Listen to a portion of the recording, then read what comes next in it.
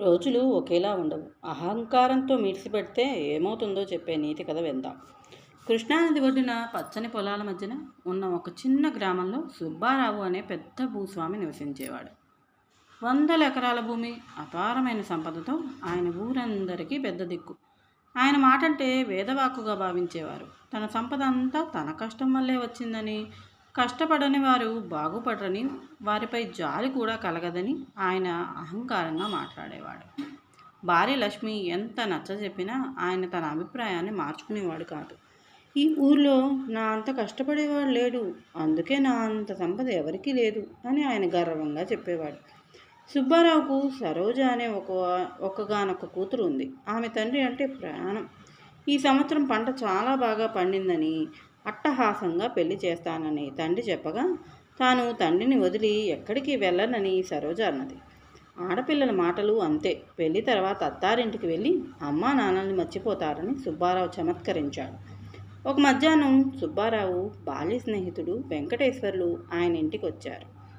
వెంకటేశ్వర్లు ఒకప్పుడు సుబ్బారావుతో సమానంగా ఉన్న ఇప్పుడు 5 ఎకరాల చిన్న రైతుగా మారాడు. రాబోయే వరదల గురించి, ఆకాశంలో భయంకరంగా కనపడుతున్న మేఘాల గురించి వెంకటేశ్వర్లు సుబ్బారావును హెచ్చరించాడు. తన పంటను ముందే కోసి గోదాముల్లో దాచుకోమని సలహా ఇచ్చాడు. సుబ్బారావు ఆ సలహాను నవ్వుతూ కొట్టిపారేశాడు. నువ్వు ఎప్పటికీ భయపడేవాడివే, అందుకే ఎదగలేకపోయావు. భయపడేవాడు బాగుపడ్డావు. నా 100 ఎకరాలు ఎలా చూసుకోవాలో నాకు తెలుసు అంటూ వెంకటేశ్వర్ను అవమానించి పంపేశాడు. సరోజ ఆ మాటలన్నీ విని తండ్రిని వెంకటేశ్వర్లు మామయ్య మాటలు వినమని కోరింది. కానీ సుబ్బారావు వినలేదు. వెంకటేశ్వర్లు చెప్పినట్లే వారం రోజుల తర్వాత కృష్ణానది ఉప్పొంగింది. 30 ఏళ్లలో రానంత భయంకరమైన వరద వచ్చి సుబ్బారావు పొలాలన్నీ నీట మునిగాయి. 100 ఎకరాల పంట ఒక్క రాత్రిలో కొట్టుకుపోయింది.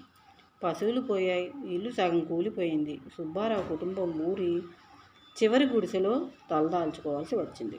వరద తగ్గాక తన పొలాన్ని చూసిన సుబ్బారావు కళ్ళలో నీళ్లు తిరిగాయి.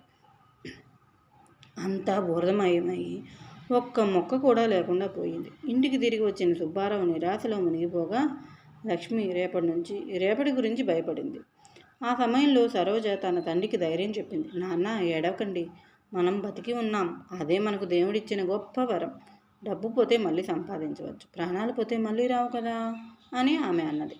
సుబ్బారావుకు డబ్బు లేనివాడని ఊళ్ళో ఎవ్వరూ మనిషిగా చూడరన్న భయం పట్టుకుంది. సరోజ ఇతరుల ఇళ్లల్లో పనికి వెళ్ళడం కూడా ఆయనకు అవమానంగా అనిపించింది. తన కూతురు ఇతరుల ఇళ్లలో పనిచేయటం, ఒకప్పుడు తాను అన్నం పెట్టిన వాళ్ళ ముందు నిలబడటం ఆయన భరించలేకపోయాడు. అప్పుడు సరోజ, నాన్న, ఈ రోజులు కూడా పోతాయి, మారుతాయి. రోజులు ఎప్పుడూ ఒకేలా ఉండవు కదా. చెడ్డ రోజులు వచ్చినట్లే మంచి రోజులు కూడా వస్తాయి. మనం ధైర్యంగా ఉండాలి అని చెప్పింది. ఆ రోజు సాయంత్రం ఊహించని వ్యక్తి సుబ్బారావు ఇంటికి వచ్చాడు. అది వెంకటేశ్వరు. చేతిలో బియ్యం బస్తా, కూరగాయలు, కొంత డబ్బు తీసుకొచ్చాడు. సుబ్బారావు మొదట అతన్ని సహాయాన్ని నిరాకరించినా సరోజ కల్పించుకుని, మామయ్య మనల్ని చూడటానికి వచ్చారు, ఆయన అవమానించకండి, మీ అహంకారం వల్లే మనకు కష్టాలు వచ్చాయి అని తండ్రికి గుర్తు చేసింది.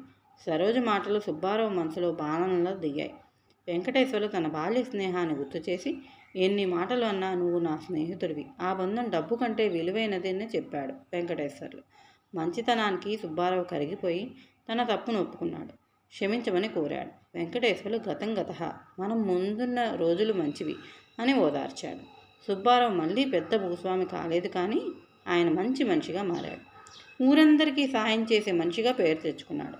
సరోజ తండ్రిలో వచ్చిన మార్పు చూసి ఎంతో సంతోషించింది. ఈ కథ రోజులు ఒకేలా ఉండవని, సుఖం వస్తే గర్వపడకూడదని, కష్టం వస్తే కుంగిపోకూడదని, మంచితనం, స్నేహం శాశ్వతమైనవని బోధిస్తాయి.